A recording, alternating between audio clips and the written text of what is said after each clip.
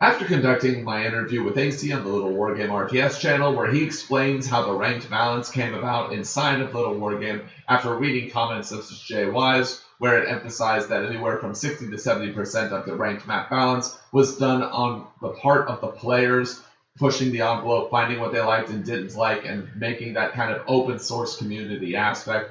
After reaching out and seeing what happens when we had the tyranny of the developer versus when we offloaded the responsibility to the community and the high-level players, and listening to the ethos of other people, I've decided to follow AC's own advice, which is that the way forward is not by theory crafting. The way to make the change that you want for ranked balance is not to posit changes and then see how they go and to slowly test it. If you have a different vision for how Little Wargame should go or what avenue it should make, it's not enough to theory craft. There's too much to theory craft. So I've decided to make Ravaged Damage Types, or Ravaged DT. But it's important first to get into what the primary design ethos is, or are, in the case of multiple cooperative design ethoses. It's important to get into what they are, how they synergize together, and then look at the changes and see what my thought process is going on them.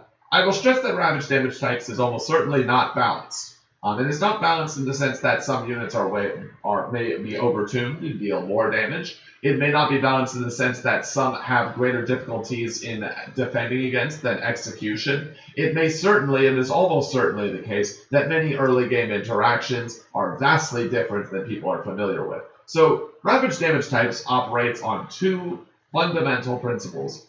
And I want to focus on these because I feel that you have your principles, and then the facts of what you're doing build up from there. At least that's what you should aspire to do, especially in a game design context, because it allows you to have some kind of extra metric that you've created internally, but it's external to yourself. It allows you to say, is this what I want? Is this good? Is this correct? Does this fit the narrative structure in my brain? Where I think in game design, all you can do is give the players interesting tools and decisions. You can't really control for the ingenuity of players. So the best you can do is give them tools that are multifaceted, varied, and then just build them almost without intention, not without design intention. Have the units fill a design space, but don't control for the outcome. There's a thing that in computer programming that says GIGO, garbage in, garbage out. So the idea, the antithesis would be excellence in, excellence out. But I would stress that again, the players manifest the output for any mod, or even just the current ranked state of Little Wargame.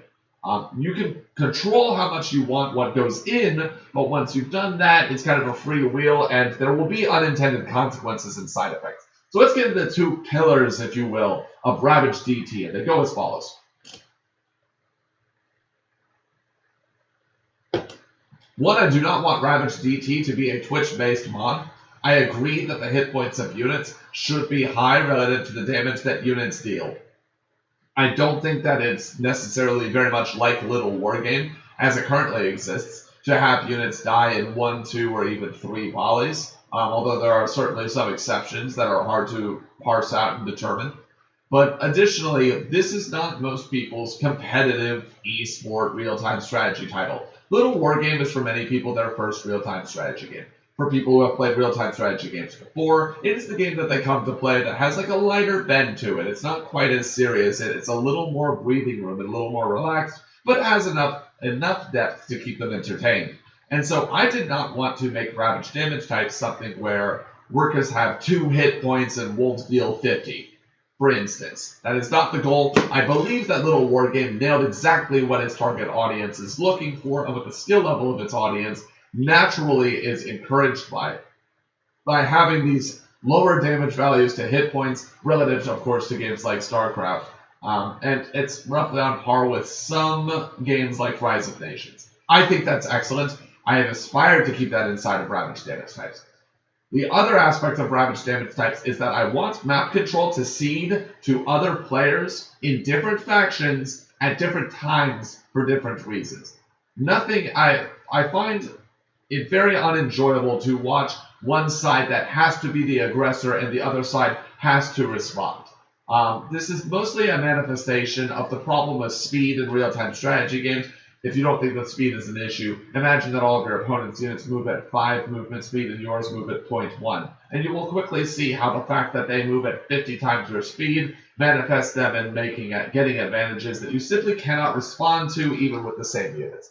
And so the other pillar of this for Ravaged Damage Types is that when people are seeding map control, I didn't want to change anything except damage. Now, damage is a large component of real-time strategy games. It is a manifestation and it's a manifestation of balance and an interaction point for balance. It also designs things like the meta and what's good against what and what hierarchy. It's very, very important. But this is not ItanoCircus' dream mod with all the changes that he would like to just try out and throw and see what, throw it at a wall and see what sticks. That is not the case. Because changing damage types is such a fundamental aspect of how units interact with each other, I didn't want to add new tech or new abilities. I didn't want to affect the tech tree in any way, or the buildings, or what units can be built from them. I definitely didn't want to add new units. The idea is that Ravaged Damage Types encourages map control by allowing players to play with the same units they currently do. Part of that is a response to the creation of units like the Raider. The Raider was almost wholly created because Rack's early game found that unless they played perfectly and the Beast player gave them an in, they found it very difficult to make something happen. Now, there were some times when the Priest was imbalanced, and so, of course, the Rax player could just move across the map, and the problem went the other way. But once we all realized as a community that Priest probably can't be that strong, Healing Ward can't be this wide, it can be like this wide, and it can't heal like this, it might just have to heal like this. We moved on from that. And so the Raider was made as, what if there was a fast Rax unit that could get some early harassment and damage done so that they have some map presence? Because the Soldier isn't fast enough and the Archer isn't tanky enough. And so the Raider is the combination of those that allowed something to happen. I deliberately want Ravaged Damage Types to not require new units to solve existing design holes in Little Wargame. Rather, I want to adjust the units that we already have and fill the design roles that are left unfulfilled or unsatiated, or perhaps create nuance between them using damage types. So before we get into balance, there's something I want to say. A lot of these changes change very fundamental aspects of Little Wargame. I highly encourage that you play the map instead of theory crafting. It's not that I don't think there's value in theory crafting. I personally love theory crafting. The problem is that there are so many changes that the situation you are bringing up might never occur. The situation that is being thought up is actually something I just missed entirely. But it might be everything in between. It might be that this is way too strong at this point and way too bad at this point. It may be that this damage type must be changed against this unit type such that the original unit can actually do what it is primarily intended to do. It might be any and all of those things, right? I am not dismissing any of them, and I do take value in theory crafting. But part of the reason this mod was made is that repeatedly I heard, well, that's theory crafting, well, that's too much to do, well, this, that, and the other. So I will not be lied to in both directions. I will not be told on the one hand, well, that's just theory craft, Itano. Don't get into that. It's not important. Don't do that. That's too much. Like, they only exist in your fantasy world. And then at the same time, when I make a mod, have people say, well, that only exists in your fantasy world. This is how it actually works. If it's true, play them out. And what I want is to see if units are in balance. I want to see replays if units aren't balanced or if factional matchups struggle in a way that is too hard for one faction or the other. And specifically, I want to see the quality of the games. Because some of the unit interactions you're going to be able to understand and piece together here are going to be way different than they currently exist in Ranked Little Wargame. But again, the design ethos is not keep the balance of power between units the exact same as it was in Little Wargame. The design ethoses are more universally incorporate lower damage relative to hit points and have a back and forth clash of map control with existing units. That is what Ravaged Damage Types is trying to do, and I want to see if the games that are made are more or less interesting. Balance is a secondary consideration built atop the two pillars that this mod is constructed on. So let's get into it. Let's get into what the actual changes are and what the ethos is behind them. Because much as I value theorycraft and other people, you may want to hear my theorycraft for each of the units. Keep in mind that both of these, all of the units I'm going to go over, rest on top of the laurels of the pillars. They're like the decoration on top of the pillars of the design ethos. So if the numbers are too askew, that may be fine, that could be changed. It's about the design. So let's get into this. The first thing is, across the board, units have about 15% more damage and deal 25% to 30% less against a specific unit type. That is not universal, that is just the baseline that I use. I recognize that some units have higher attack speed than others, some have lower attack speed but hit very hard. There are a lot of factors to consider in this, but it's nevertheless important. So let's get to the first unit, the worker. I left the worker completely alone. The reason for this is that while all other units, broadly speaking, have now become better against workers, I don't have a problem with that. I think one of the primary faults of the worker, in fact, is that I still believe the worker is too strong. I know we're not in version 1.9 meta anymore. We're not in version 3.9 meta anymore, where the worker basically had like 1 extra damage and 50% more hit points. You just could not interact with them at all with most ground units, and it just created this like stale meta of like mass expanding because early options were pushed out entirely. I'm not a fan of early options being pushed out entirely.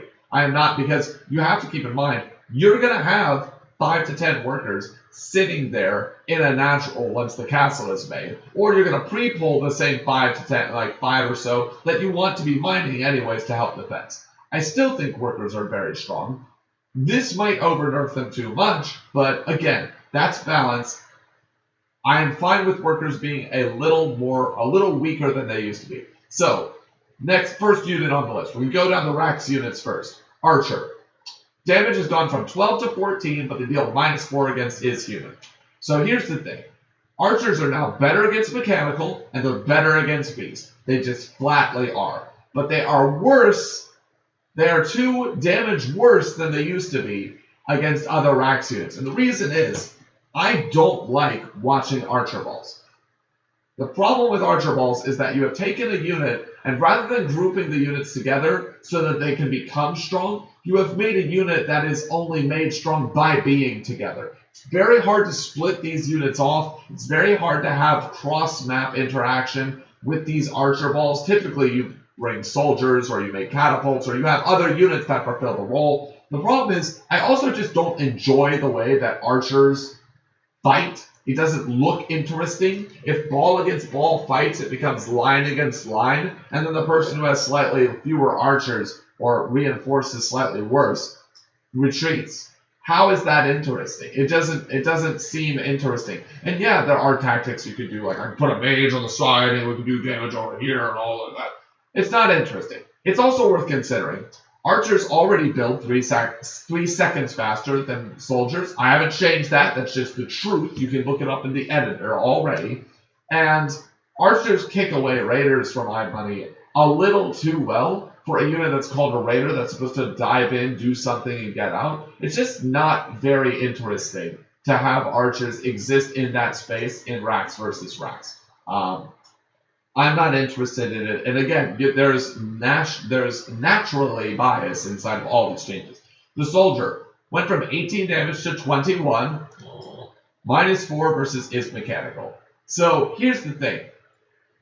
This does make soldiers worse against mechanical, and as another side effect, a global side effect of this mod, is that all buildings are mechanical. But how can Itano do this? Doesn't Itano love Rax? I do, but here's the problem with the soldier right now, right?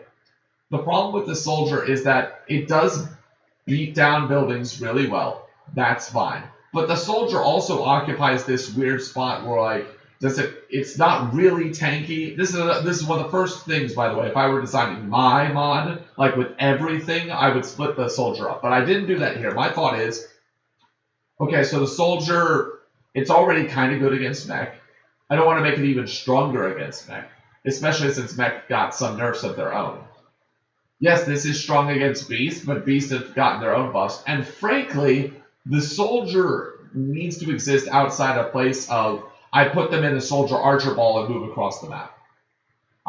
This allows the soldier, basically, let me rephrase it. The soldier now has +3 damage against beast. It has +3 damage against racks.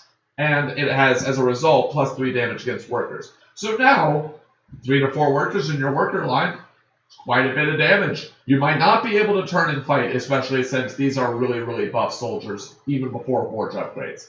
Yeah, this means that the soldier is actually a threat to deal damage against beast armies. It might be over 2, but again, I want this, the soldier, it can be a good fire and forget raiding unit, but if it had all those things in conjunction with being better against the things they're already better against, that doesn't work. It also makes soldier drops way too strong otherwise. Raider, from 30 damage, now this is complicated. The Raider was 30 damage, plus 21 versus his mechanical, plus 21 versus his biological. So that means against everything that wasn't a building, fundamentally, the Raider did 51 damage. Raider now does 45 damage, minus 20 versus is mechanical. Here's the thing for the Raider. The Raider right now is pulling too much design space weight for racks, particularly in some problematic matchups for racks. Like, the Raider is useful against Beast, sure, because it can teleport, and it's fast and can get away. This doesn't change that. In fact, 45 damage instead of 51 means it's still 2-shot snakes, but the beast player can attempt to, pull back the snakes in micro, keeping in mind the design ethos, right? The Raider also still 4-shots wolves, but the wolf player can retreat those wolves to try and recover their hit points. So there's more counterplay than, well, this one's in the red, I guess it's just gonna die now. Turns out that extra 6 damage matters quite a bit. I also didn't like how the Raider was being used to deal damage to mechanical units. It's not only thematically inappropriate, which is something that I took into consideration when making this, but it wasn't like a pillar, it wasn't the most pressing thing. But also, if I've made all of the buildings now is mechanical, so Raiders are worse against buildings now than they used to be. I could imagine a redesign of the Raider where it is excellent against is mechanical and not as good against biological, but that goes too far against the existing design space of the Raider for me to want to have incorporated it because I would have been balancing that forever. The Mage, +2, it's now deals 12 damage instead of 10, -3 against is Beast. So the Priest and the Mage alternate their strength. They both do 12 damage now, so that's +2 than they used to do. The Mage does -3 against is Beast, and the Priest does -3 against is biological. Mages are already built against Beast. They're already useful in that matchup, and with Soldiers and Archers already being made just flatly better against Beast anyways, as compensation for the Raider being worse, the Mage could also be a little bit worse. Like, the problem I've always had with the Mage and the Priest is that they're just a slower Archer with slightly worse attack rates that also have spells. Why would you not just make them? And so -3 versus is Beast means that the Mage still does fine against mechanical. Hey, it might even be better against doing damage against buildings and against mechanical units now than it used to be. I don't see a problem with that. But not against Beast, where it's already used. And then the Priest is 10 to 12, a -3 versus is biological. The Priest is such a powerful, useful unit anyways. It's already so good that why on earth would you not build it? Like, the healing ward already heals your units. Your units now deal more damage, so balling them is a little bit better than it used to be. And your pushes across can be more threatening. And they have the incredibly useful utility of invisibility. So I think Priests are just fine. This is overall a nerf to their combat capabilities. But again, this is also partly that they're a supportive spellcaster unit. I don't see a problem there. We go on to the next faction. We go on to Beasts. This might be overtuned in terms of a numbers thing, but I still don't see quite a problem with it. The Wolf, from 10 damage to 12, -3 versus is mechanical. I personally don't see a problem with the Wolf going from 10 damage to 9 damage, from doing 12 -3 to is mechanical to doing 12 -3 versus is human. But that doesn't thematically make sense. And the only thing it really does is make wolves way, way, way worse against soldiers and archers, both of which have already been buffed against them. Yeah, now that means that they, deal compensatory less damage to a raider that's not killing them as easily, but, the balance giveth and the balance taketh away. Here was the idea.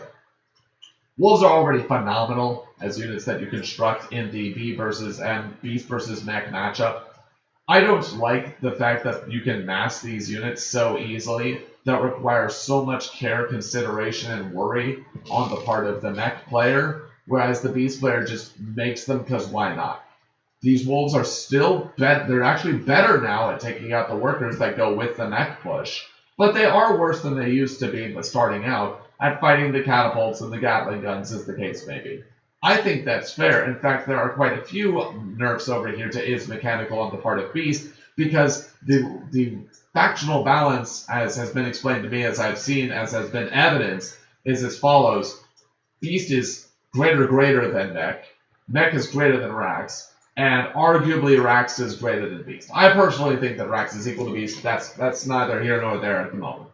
So we get to the Snake. 7 damage to 8. It goes from 7 damage to 8, and then -2 versus is Beast. Why does the Snake deal less versus is Beast? This is one of the things where what makes the unit good makes it good even if it is slightly nerfed.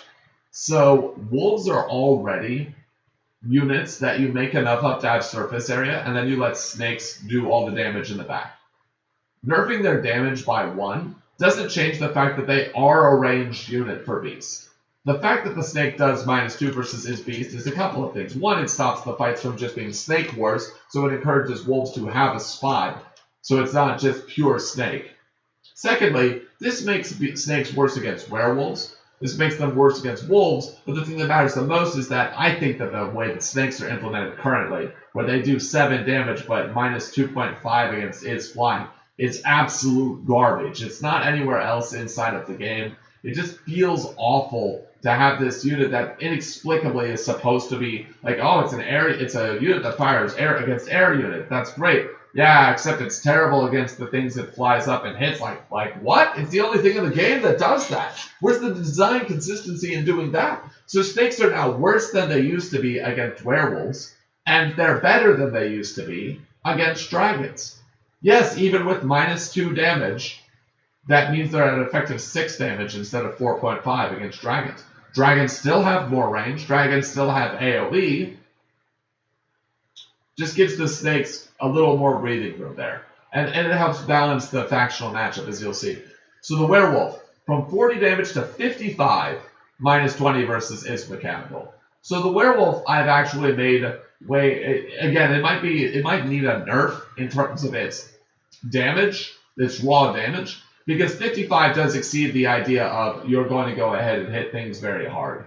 Because this is talking about 2-shotting snakes. But again, I'm not changing the hit points of any of the units involved. Additionally, 55 -20 versus is mechanical. Werewolves are already a unit that you make against mech. Yes, sending them to attack, not very good. Catapult shots in the existing game, eat them for breakfast. True. Here's the thing. Werewolves do so much raw damage that it actually chunks through the ability of workers to repair. So having them go from 40 damage to functionally 35 against catapults is a little bit of a boon to mech in this matchup.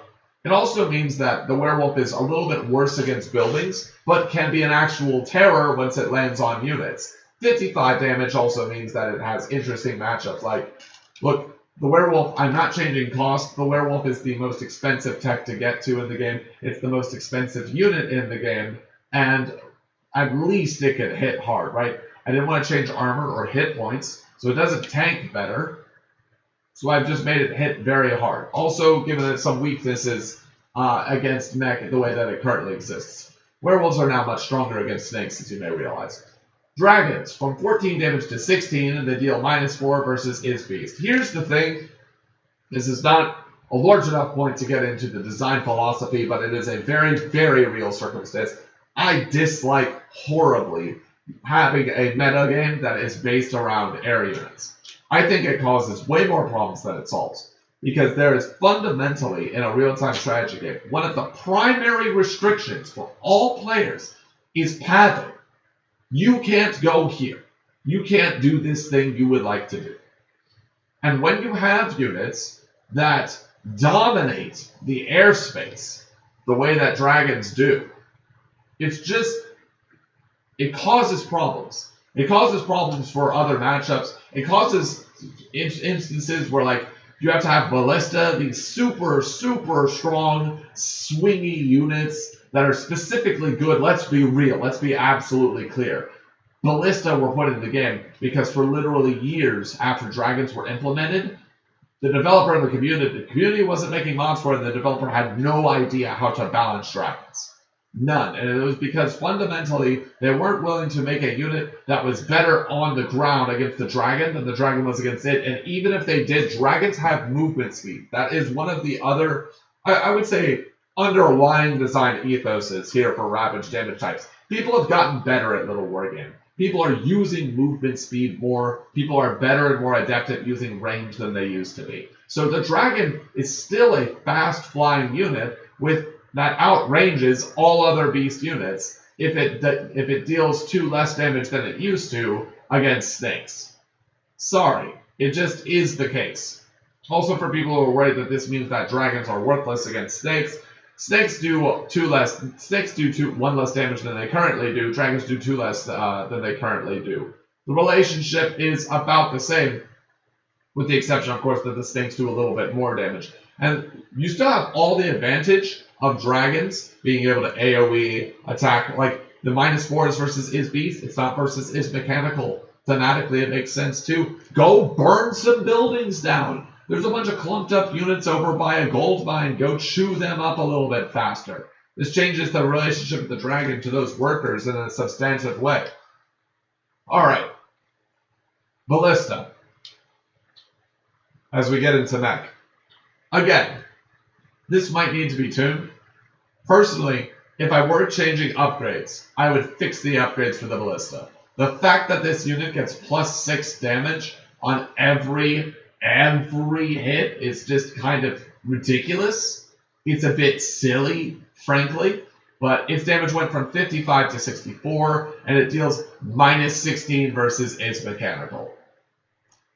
So, Ballista are not as good as they used to be against airships. They are not as good as they used to be against gyrocraft.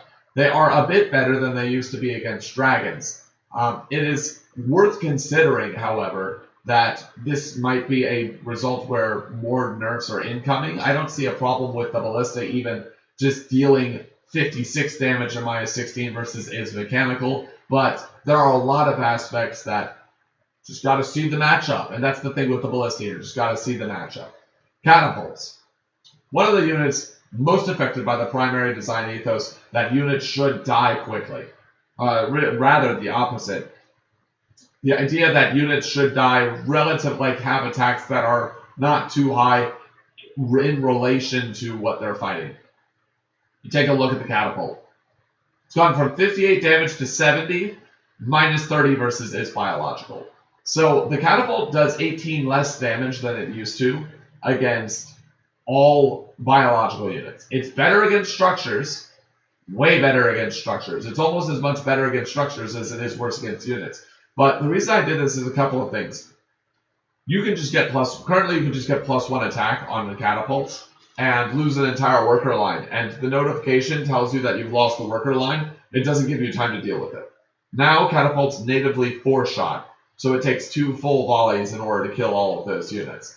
Additionally, this means that the catapult 3-shot snakes instead of 2-shotting them, no matter what. Means for the same reason, without upgrades, they have 5-shot wolves. Now, you might think, well, how does this work? Like, you were nerfing Beast against its mechanical, but now you've made werewolves this good? It was not easily doable to have mass numbers of catapults against Beast, simply because wolf surrounds were quite good. Wolves are made a little worse against catapults, firstly. Secondly, AoE on all of these catapults means that they're still going to split the damage that they do across the place. They're just made slightly different in that they do what thematically is appropriate. They do more damage against buildings than they used to. And it's in line with both of the ethoses that I've mentioned previously.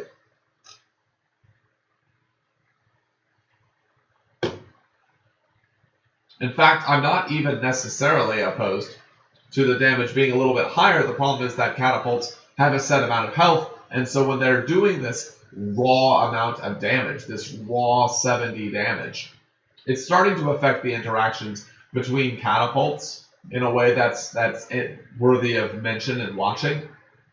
So this is one of the things most affected by the change. And then Gatling guns. We're getting to the end here. Don't worry, we're getting to the end. Gatling guns went from 14 damage to 16, -4 versus is human. So Gatling guns are faster than soldiers, faster than soldiers, and faster than archers. Definitely the case. Soldiers have been made worse against Gatling guns, but Gatling guns are so fast that wasn't realistically a thing.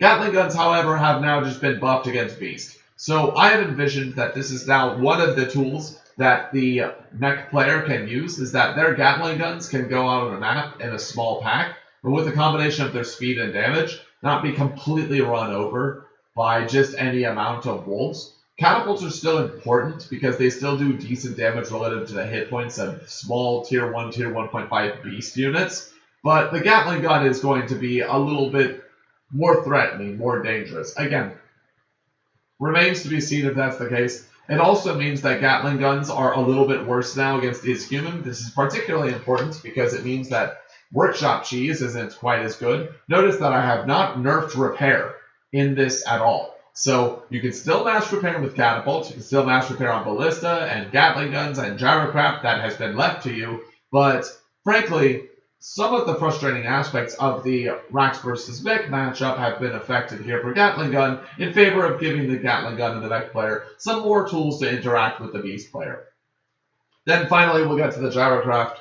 From 12 damage to 14, -3 versus is mechanical. The gyrocraft really looks to me like a bomber, and it's mostly used to, to raid off small amounts of ground-based units and workers. It never really sat right with me that gyrocrafts were then also excellent at tearing apart the buildings, especially when things like the watchtower are being built directly in response to gyrocrafts.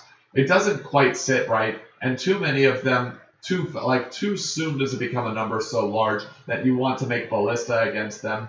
And so gyrocrafts are worse against is mechanical. That includes, by the way, buildings and ballista, but it's worth noting that ballista are also now worse against them than they used to be. So those are the suite of changes. There's a lot of things to go over in this mod, and again, I want to see the games that are played on Ravaged Damage Types. I'm certain there are imbalances, but I hope with the explanation I provided for the reasons as to why units work the way they do, not the number doesn't matter as much. What matters more is why the units have these subtractive damage types that they do, and why they're instituted in the first place, and what the ethos is that it goes behind them.